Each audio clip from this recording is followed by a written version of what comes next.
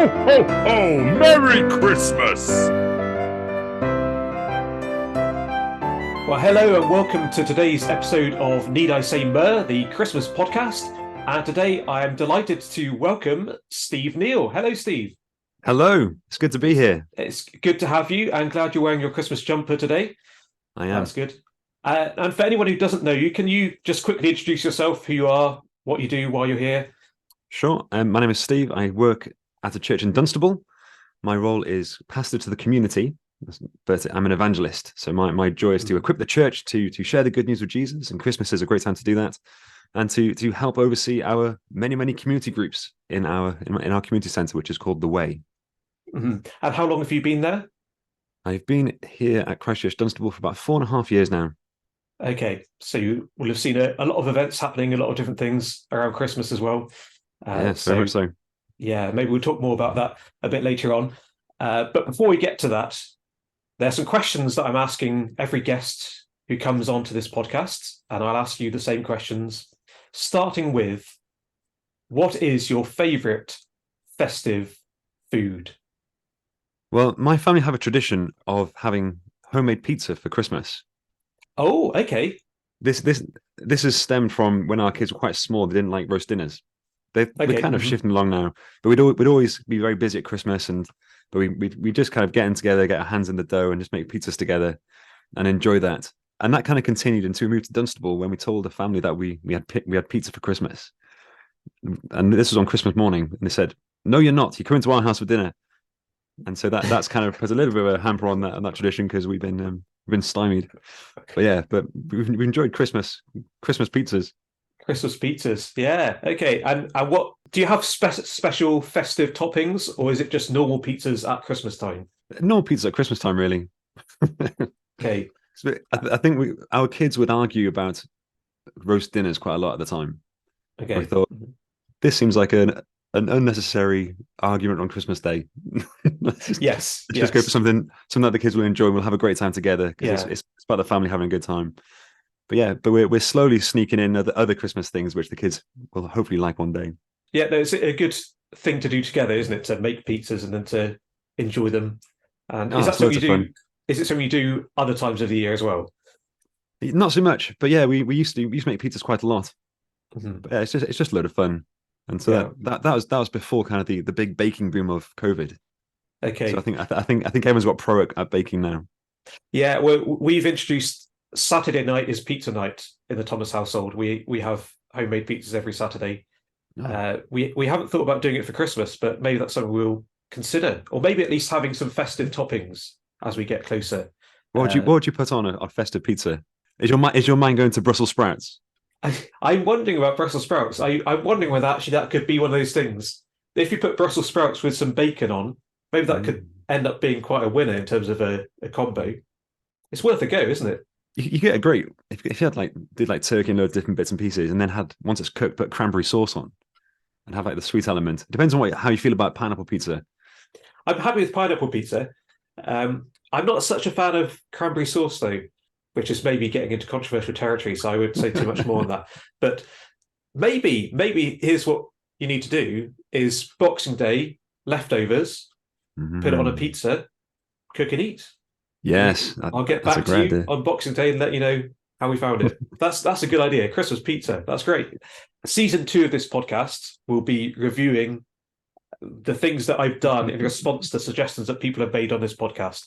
And so we get to the Christmas pizza at some point. But we'll get on to the next question, because this isn't just a pizza podcast. This is also an opportunity for you to share your favourite non-religious Christmas song.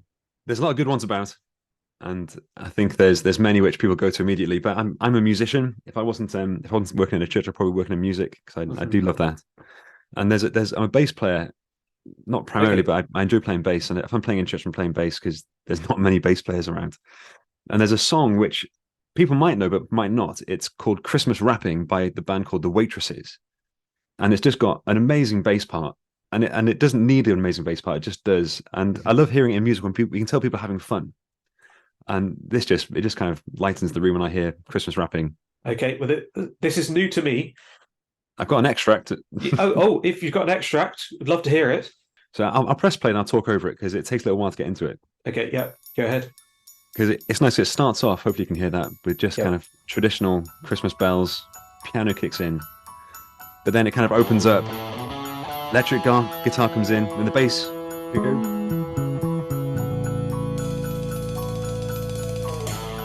And the whole song is kind of off in some ways. It just works together. Here we go.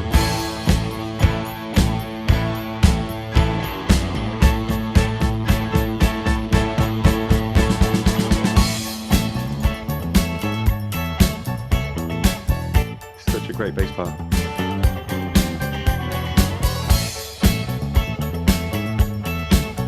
And now I'll fade out because the bass part kind of continues. There we go. I have heard that song before. I just didn't know who it was by or what it was called. So there we go. I don't think the word Christmas wrapping appears in the song.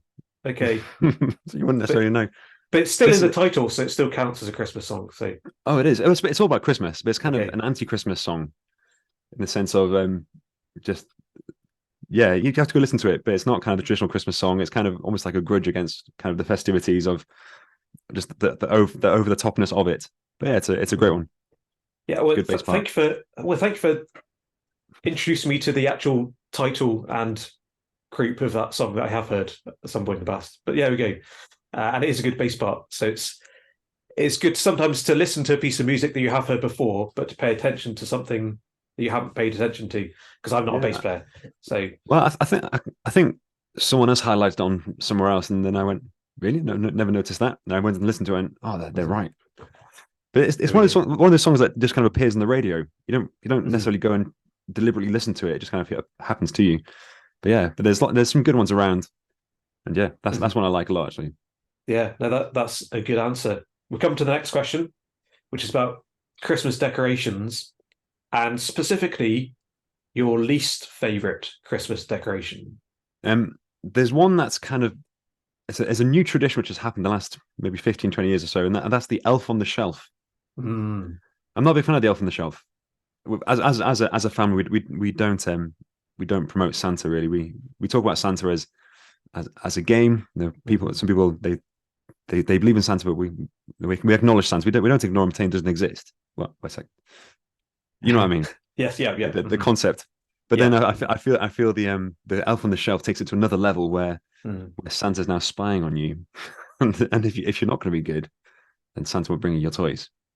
So I feel the elf on the shelf has kind of worked its way in, and in some houses become a big thing, and also in some classrooms as well. Yeah, I find that one a new distraction from the important stuff.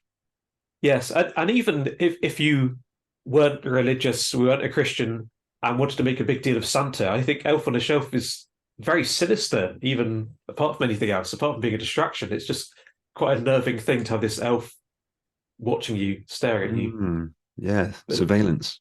Yeah, we're not a fan either, but has become more popular. And you get it, as you say, even in schools, like they're moving around the classrooms to spy on the children. But there have been some quite humorous things coming through it because you get naughty elves, don't you? Where some families deliberately stage something naughty that's happened by the elf, and then the kids get blamed, which again is a terrible thing. But from afar, it's hilarious. We come to the last question that I've been asking people, which gets to more of the real meaning of Christmas. You're saying Elf on the Shelf distraction. But the real meaning of Christmas, the heart of it for us as Christians, is the story of the Nativity, the birth of Jesus. And so I'm wondering, who is your favorite person in the Nativity account, not including Jesus? Okay. So I'm going to go for a group of people. My favorite are definitely the shepherds. And there's so you can choose from. I think the angels in the shepherd story, you find it in Luke chapter 2. Are really helpful because they're the ones that bring the good news of great joy for all people, which is a fantastic thing. But what I really love is the shepherd's reaction. So they go through quite a journey because they start off afraid because they've seen some angels. They've never seen that before. And traditionally, the angels say, don't be afraid. They're still afraid. But then they hear this good news. And then they respond to the good news. They go and find this Jesus. They see Jesus. And then they go out from seeing Jesus and go and start telling everyone, which I think is just a brilliant thing, as they head back. Like, as an evangelist, I love to talk about Jesus and to help people talk about Jesus, because it really is kind of the most important thing to talk about, especially at this time of year, but all through life. And just seeing that kind of journey that the shepherds go on is a wonderful thing, because they start off not knowing anything. They're just normal guys. We're normal guys. We're normal people. But we get this extraordinarily good news. A savior has been born, and it's good news for all people. And then they discover it's true. Then they take that truth, and then they just share it. It pours out of them. They can't not say anything. So they just go out, and I think that's just brilliant. Yeah, it's an encouraging example for us, an inspiring example, I suppose, as we head towards Christmas and wanting to share that good news, that we come again and see the baby in the manger. We see Jesus, and then we run and tell everyone exciting news that we've heard. Yeah. And for you as an evangelist, and obviously you speak a lot about the birth of Jesus over this time of year and encouraging people in the church to do the same. I wonder, in the time you've been at Dunstable, if there's one lesson that you've learned about Christmas evangelism, what would that be? Can I give you one humorous one and one real one? Yes. People are a lot braver when knocking on doors when you've got a choir standing behind you. That's You can get away with a lot of things when you've got a choir behind you singing Christmas songs. There we go. Yeah. But a real one is that I think what we've learned is, don't necessarily see Christmas as the peak of the evangelistic year, but see it as kind of the catapult into the next year. Because I think what we can do, we can build up to Christmas, do loads of evangelism, which we should be doing, because it's culturally we have that opportunity. But then the danger is that we stop, like we get to Christmas, stop, New Year started, our evangelism was done for the last year, great. But actually to carry that opportunity. So we've been working up to Christmas, we're inviting friends along. We pray that our friends will have come along to Christmas, come to church the first time, and then we seek to use that to build momentum into the next year to see if we can continue those relationships. And I think that's been really important at Christchurch, that we kind of plan ahead after Christmas to see how are we going to use that wonderful opportunity we've had to continue those relationships, continue those opportunities. So we've been doing Hope Explored, or we've been trying to encourage people to continue to meet up deliberately and purposefully, and to just continue that conversation, because we've put so much work into it. We don't want that to stop. And so to seek to carry that wonderful message of Christmas into the new year, and to continue that flowing, so that it kind of flows into New Year, into Easter, and kind of carries on. Yeah, those are two very helpful lessons. And so we'll all be hiring choirs to travel about with us wherever we go. But even if you've only got a quartet behind you. Okay, does a trio work, or do you need at least four? If the person at the door is singing, then a trio could work if there's only two people behind you. If you just go out and do a solo and just start singing as one opens the door. Yeah, that'll be an experience. Okay, yeah, it's worth. Again, I'll add that to my list of things to try, and I'll let you know, and see whether increasing the number of singers increases the level of attention that you get from people. But yeah, certainly the thinking about what comes after Christmas, and I like that word used, the catapult into the new year. That's a good thing for us to think about, for those of us who are church leaders like me, but also for all of us who want our friends to hear about Jesus this Christmas, that we see that's not the end of the story, but it's the start. It's the start of the story, isn't it? Christmas is the start, and we let it be the start of of that kind of momentum. That's great. That would be a good place to end on. So thank you for joining us. Thank you, and I hope that you have a very happy Christmas. Yeah, you too. Happy Christmas, guys.